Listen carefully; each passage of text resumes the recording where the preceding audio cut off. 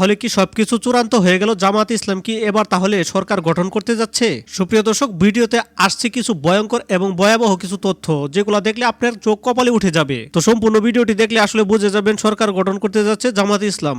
আমার কাছে মনে হয় জামাত সেই ধরনের আশা করতে পারে।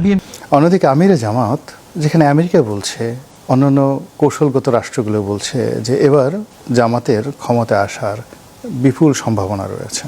জামাতের যারা নেতৃবৃন্দ, তাদের বডি ল্যাঙ্গুয়েজ, কথাবার্তা সবকিছুর মধ্যে একটা সবাই একটু ধারণা করে জামাতের হয়তো কিছু বাড়ছে, সেটা আমি ধরে নিলাম 10-12-15ই হোক, সব মিলিয়ে তারপরে বিএনপি অনেক আগে। তো সেক্ষেত্রে মনে করেন যেই নরবরের প্রশাসনের কথা আপনি বলছেন, সেটা কিন্তু জোরালোভাবে তারা বলে না। যদি বলে তাহলে তো নির্বাচন করা যায় না। যদি বলেই যে যেমন জামাতের যে অভিযোগ যে লেভেল প্লেইং ফিল্ড নাই, এই যে নরবরের প্রশাসন মানি লেভেল প্লেইং ফিল্ড নাই, যদি আপনি ধরেন, তো ওইভাবে যদি বিএনপি তখন এখন এটা এডমিট করে, তাহলে তো দুই পক্ষ যদি এডমিট করে যে আমার নাই, লেভেল প্লেইং ফিল্ড নেই, তাহলে তো নির্বাচন করা যায় না। কিন্তু যেহেতু নির্বাচনের দিকে যাচ্ছে দেশ, মানে কখন কিভাবে কোন প্রক্রিয়ায় যাচ্ছে এগুলো তো আমরা সব জানি, পুরো পরিস্থিতির আপনারও জানা আমারও জানা। এখন যাচ্ছে যখন নির্বাচনের দিকে, তখন নির্বাচনে যাব আমরা। এখন একটা আশঙ্কা তো মানে সবসময় করা হচ্ছে, এইবার আশঙ্কার যে দিকটা আপনি মনে করেন এখন পর্যন্ত আশঙ্কাটা আছে তো, মানে এখন পর্যন্ত সবার মধ্যে আলোচনায় আছে। একটা কথা আছে না যে নির্বাচন নিয়ে অনেকে বলে যে নির্বাচন শেষ দিনেও ভণ্ডুল হতে পারে। এইটাই বলতেছি যে একটা কথা আছে না, এই good beginning is half the battle. এখন গুড বিগিনিং কোথায়? আমি এই পর্যন্ত গুড বিগিনিং দেখি না। প্রথম আসেন দুইটা দলের ভিতরে দিয়ে আমি আসি, দুইটা দলের ভিতরে একটা বিশাল পার্থক্য খুঁজে পাবেন আপনি। যেমন ধরেন বিএনপিতে বিদ্রোহী প্রার্থী আছে, ফর এক্সাম্পল, জামাতে নাই। বিএনপিতে নমিনেশন বঞ্চিত লোক আছে, জামাতে নাই। এবং এটা থাকাটা খুব স্বাভাবিক বিএনপিতে, কারণ তার দলটা অনেক বড়। তার একটা কনস্টিটিউয়েন্সি মিনিমাম একেবারে গরিবের মধ্যে তিনটা প্রার্থী আছে একেবারে যোগ্য তাদের বিবেচনায়। আপনাকে তো একজনকে বঞ্চিত করতে হয়।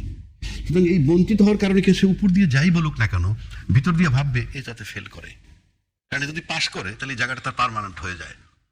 আমরা যেটা মাঠের রাজনীতি দেখি, মানুষের অ্যাটিটিউড, যেটা আপনি কর্মক্ষেত্রেও তাই দেখবেন, এখানেও একটা কম্পিটিশন চলে। আপনি যে এই টিভি চ্যানেলটা, এখানেও কম্পিটিশন আছে, কে কাকে সাইড কাটায় কে সামনে আসতে পারবে, এইটা আছে। এটা জামাতের নাই। এগুলো কিন্তু ডিমেরিটস।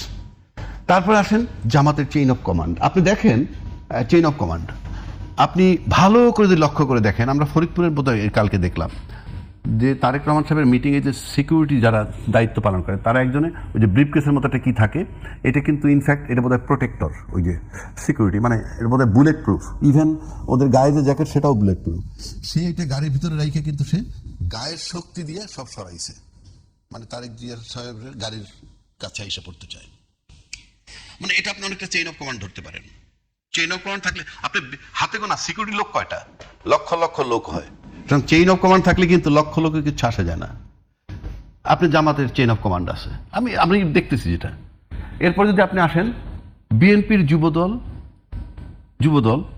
বা বিএনপির ছাত্র দল, আর যদি আপনি শিবির জানেন পাশাপাশি, আপনি বয়সটাকে বিবেচনা করে দেখেন, তুলনামূলকভাবে যুবদল ছাত্রের বয়স অনেক বেশি, বয়স ব্যক্তিদের শিবিরের তুলনায়।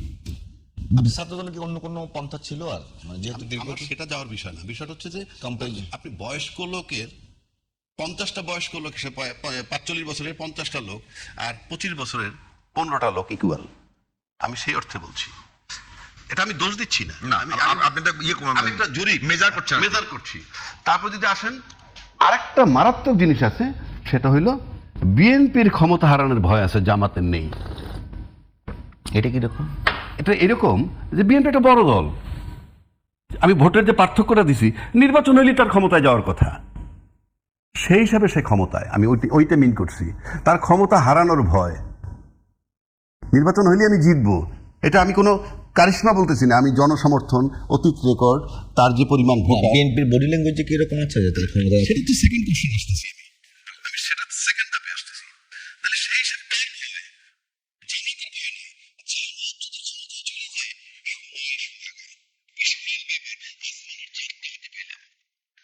আর বিএনপি যদি ক্ষমতায় যায়, আসমানের চাঁদ হাতে পায় নাই, কিন্তু 16 বছর বঞ্চিত সেটার জন্য হয়তো অন্য হিসাবে 16 বছর পর আবার আসছে, কিন্তু গেলে সারপ্রাইজিং কিছু না।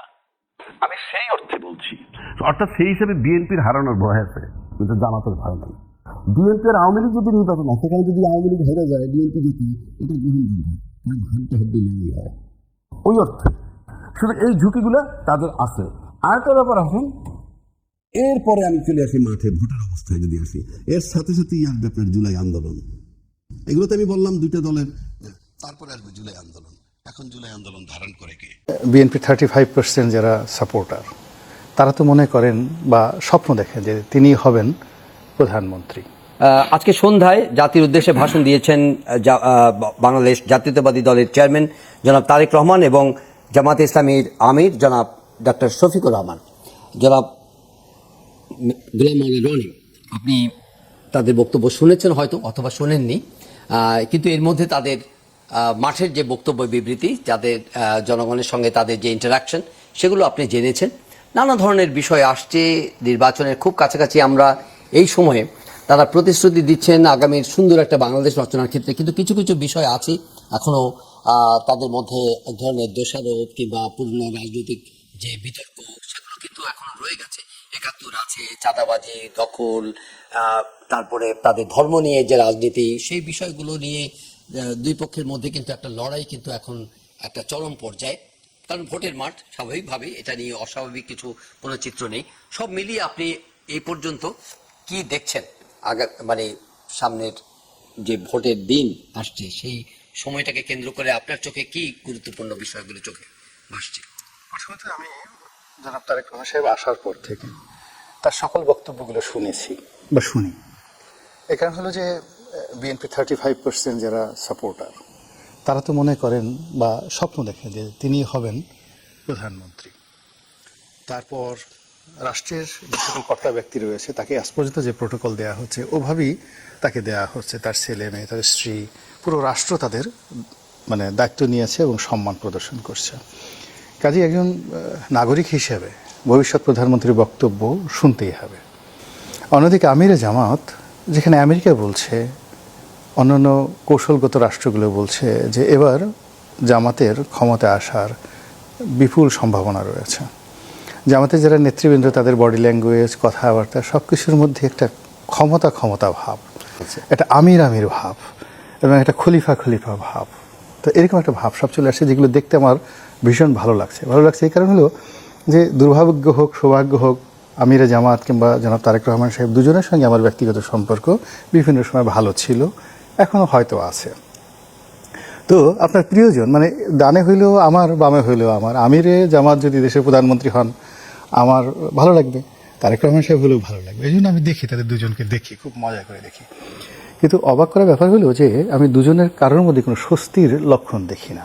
মানে আমরা তাদেরকে প্রধানমন্ত্রী বানিয়ে লাফাচ্ছি, কিন্তু তাদের দুজনের মধ্যে কোনো শান্তি দেখতে পাচ্ছি না।